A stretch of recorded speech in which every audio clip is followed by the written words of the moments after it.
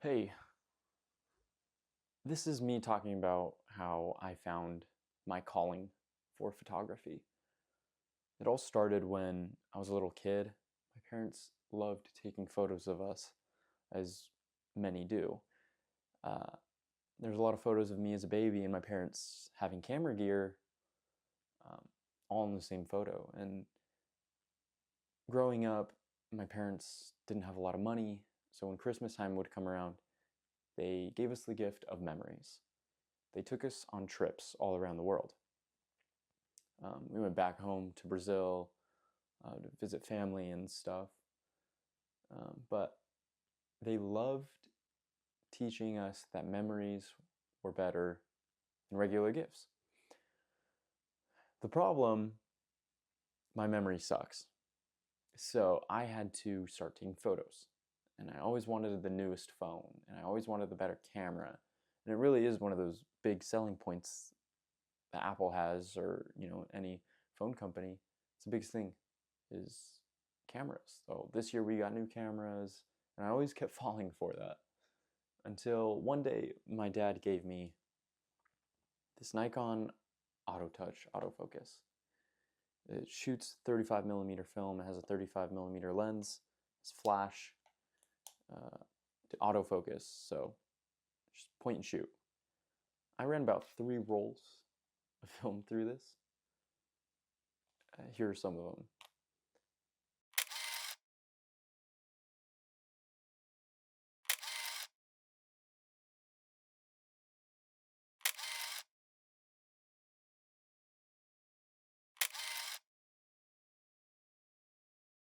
But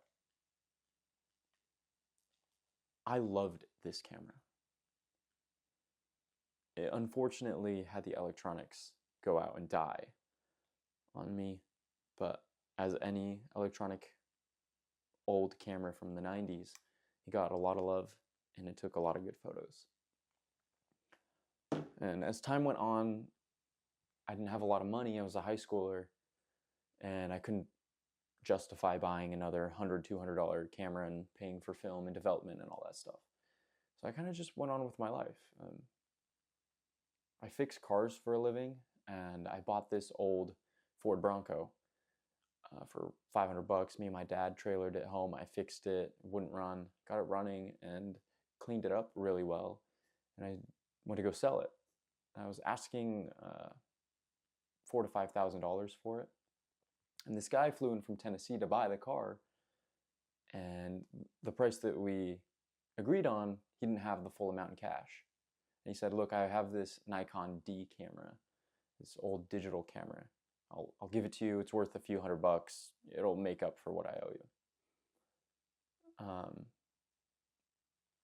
and that kind of got me back into photography. I started taking photos for my cousin's birthday. I took some photos of my family. We did a family portrait. And it was awesome. I started to fall back in that groove of just looking around, even when I didn't have a camera, and just looking what would make a good photo. So I went out, and with all the money in the world that I had, I bought a Sony A7 IV. It was a great camera, 30 megapixels, all that full jazz, amazing autofocus. And I had the kit lens. And here comes this kid who skipped his photography class in high school and didn't know how anything worked. And realistically, all I knew was put the camera in auto and just point and shoot. Um, and my photos were horrible. I'll be completely honest. They sucked, and I didn't understand why they sucked. I spent $2,000-$3,000 on this camera, and my photos are crap. So I kind of fell out of the photography again, and I just had that $3,000 camera sitting around. I'd go back and take some photos every once in a while, and some friends would ask me to take photos of them, which didn't turn out good. But there I was. And one night, I was watching this YouTube video about how the exposure triangle works, and this guy recommended buying an old film camera. And it kind of hit a light bulb in my head about this camera and how this was perfect for me. And how I was able to, I love that vibe, that old film vibe, and it was autofocus and blah, blah, blah, blah, blah. I didn't have to think about it, just point and shoot and bam. But the guy mentioned getting a manual camera. So I did some research and I came across this Canon QL17. It has a 1.7 f lens, has auto aperture, it has a light meter, built-in light meter. And I found this for $80 on Facebook Marketplace.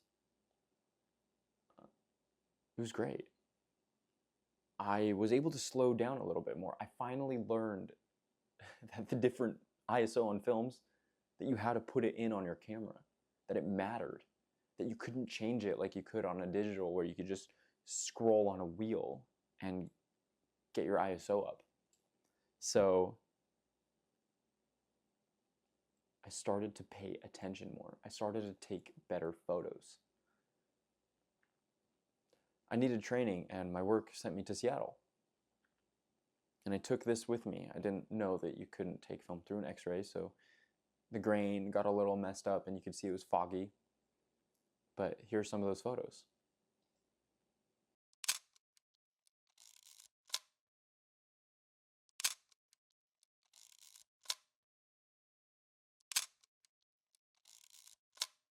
And I take a photo and I put my heart into it, and I take this photo and I actually realize what I'm doing. It looks amazing. And this camera went everywhere with me. I took it to Yellowstone. I took it to the Grand Tetons. I took it to Glacier National Park, where I did an amazing road trip up there. And on the way back down, I stopped in Idaho and Idaho Falls. And amazing scenery. And then I found medium format. I started taking a lot more photos. I got a Pentax 6x7. And we found out that my grandpa was Italian, and that he had an Italian birth certificate, and he never naturalized in Brazil. So we went to Italy to do our process. We had to live there for a few months. So I took this Nikon FM2 and my Pentax 6x7. And I was there for months, and I brought 50 rolls of film. And I shot every single one of them. So I bought a developing kit, and I started developing at home. I got a Seuss, I got, the whole Patterson tanks and all the chemicals and all that stuff, and I started doing it at home. And then I got my A7 IV that was in the closet because I never used it, and that was my scanning camera. And these are some of those photos that I got while I was in Italy.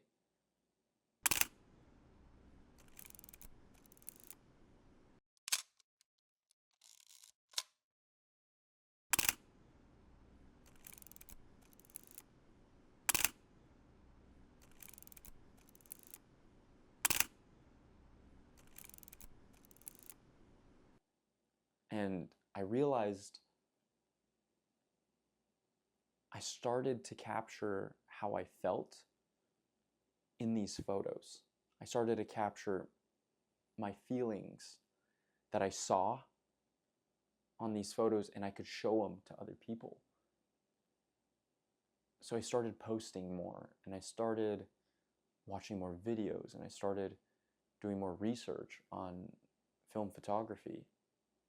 Well, one day I put my 6.7 on my shoulder, I dropped it getting out of this car.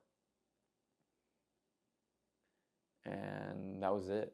The winder wouldn't wind in advance, and It's just a glorified paperweight now on my desk. So I went and bought another one. I really love this camera. I love the lens. I love the look that it gave me. And I started to have shutter issues. I bought it on eBay, and the guy who sent it to me didn't tell me that there was a hole in the shutter. So the camera was worthless. I returned it, got my money back, immediately purchased another one. And I started having advancement issues. And it was past the 30 days. So I traded all of my Pentax 6.7 kit in. I had 2 lenses. I had waist level viewfinder and all this stuff, and I traded it in. I kept one of them because it was broken, and I love how they look. I love how it felt. I was lugging around that 5-pound camera, that exact one, everywhere in Europe with me for months, and it has a special place in my heart, so I kept it. I decided to get another medium format camera. I was shooting 6x7. I loved that format, you know, nice for portraits, nice for landscapes. And I decided to challenge myself. So I got this Hasselblad 500 CM. And this really changed everything. It was my first camera that didn't have a built-in light meter. This was my first camera that I needed to meter. I went and bought a Sekonic light meter with spot metering. And the 6x6 format was amazing. I loved it so much. I was getting more shots per roll. So it was a little bit more cost effective. I bought this A16 back that shoots 6.45.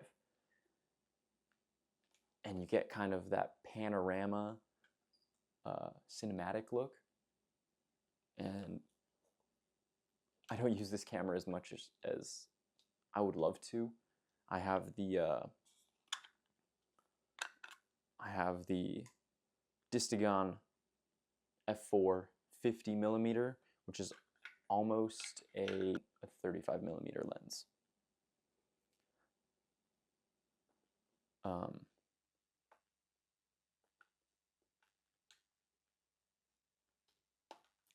And I love this. I started doing these videos on Instagram of, you know, the waist level viewfinder and all of that stuff, and I fell in love with the shutter sound. It sounds amazing. I mean, the way that this sounds, everybody stops and looks, and it's like, whoa, what's going on over there? I want to see what he's doing. I fell in love with this camera, and I started to have issues with this lens focusing. It gets a little stuck. So I'll need to get it CLA'd or something like that. I started to take all of these photos on this, and I realized that this slowed me down a lot more than when I had my 6.7 that had a light meter prism, and my FM2 that has a light meter built in, and, you know, these point and shoot cameras basically. And I started to get these really amazing photos. And I realized that when I was slowing down and taking a meaningful photo, all the noise in my head would go away, and it was beautiful. And everybody was like, wow, you really have an eye, and wow, you really need to do something with this. And I was like, no, it's just a hobby. I just do it because I want to.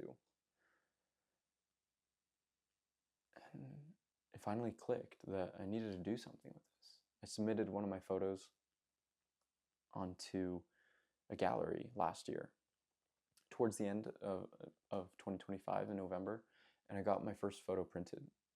It was amazing. It was a life-changing experience to see one of my photos in a gallery with a bunch of other people's photos that looked amazing, and I sat there and I was like, wow, my photo looks like crap compared to everybody else's. But there I was. And I recently have planned a lot for this year. It's January 2026. And my goals are plain and simple. Take more photos than I ever did. Take more meaningful photos, I should say. Try to capture feelings and have a more noticeable subject in my photos. As sometimes I seem to lack a bit of composition. And those are my goals. I bought a lot of film at the end of last year. I stocked up. I think I have around 90 rolls of film right now. And I got this new camera. Some of you may know the red dot. I got Leica M6. And this is going to be my partner this whole year. I got the Voigtlander 35mm 1.2. And this is going to be my partner. It's going to be every day. As another goal is to carry this with me every day. And to stop and take the photo. This year, I was on my way to work, and it was really foggy. It rained the day before, and it was super foggy this morning, and the sun started to come up, and it was super pink, and the fog was red and pink and purple. And I said, I need to stop. I was going to be late for work if I stopped to take this photo. I stopped, and I took this photo, and it looked amazing. Here's a peek.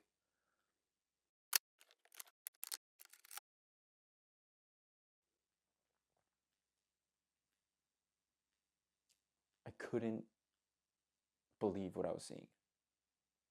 The feeling that I got when I developed this roll of film, and I realized that I stopped and I took this photo, and it was amazing. And everybody was like, I heard this multiple times, it's the best photo you've taken. It's one of the best photos I've seen. The moment that you captured. Imagine if I didn't stop. Imagine if I just said, it'll happen again. Like, I drive on this road every day. I'll see it again. You know, the sun comes up every day. I stopped, I took the photo. And that's what I told myself to do.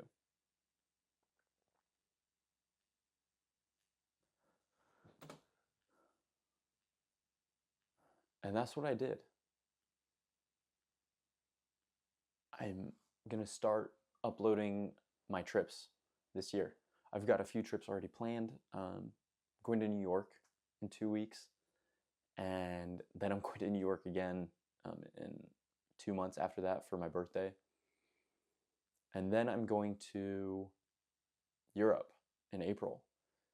Me and my friend that we've been best friends since 8th grade, we finally put our plans that we've had since we were kids to go to Europe together. We're finally going to go together. We're going to Croatia, and we're kind of planning things out. And then I'm going to Brazil. I'm going to go visit my family. They're starting to get old, and you know, I would like to see them once or twice before it's time. And my brother recently got stationed in Japan, and in September I have plans to go to Japan and do a road trip, a train trip, stop in these small cities and take more photos. And I'm excited, and I'm asking you guys if you guys are interested in seeing more stuff. I'll do a full in-depth cameras that I own, you know,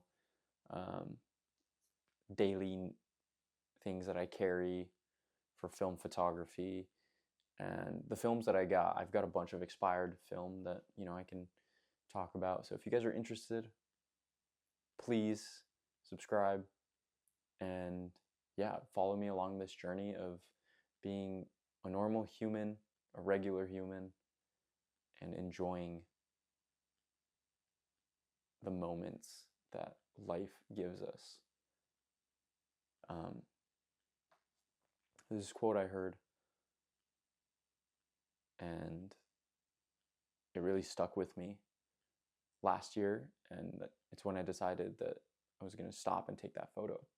It went something along the lines of, the light that you take a picture of dies. So stop and take a photo of it, because it will never happen again. It will never happen to the exact dot that it happened. So stop and take that photo. And I encourage you guys to follow me on this journey and stop and take that photo. It's important. It matters. Because you might get the worst photo ever. But you might get that photo that really ignites that fire to do something. Anyways, yeah, check back. I'll be uploading a few things here and there. If you guys have any tips of what I can do better, video editing and stuff like that, just leave them in the comments. Yeah, thank you. Hope you guys have a amazing day and go take that photo.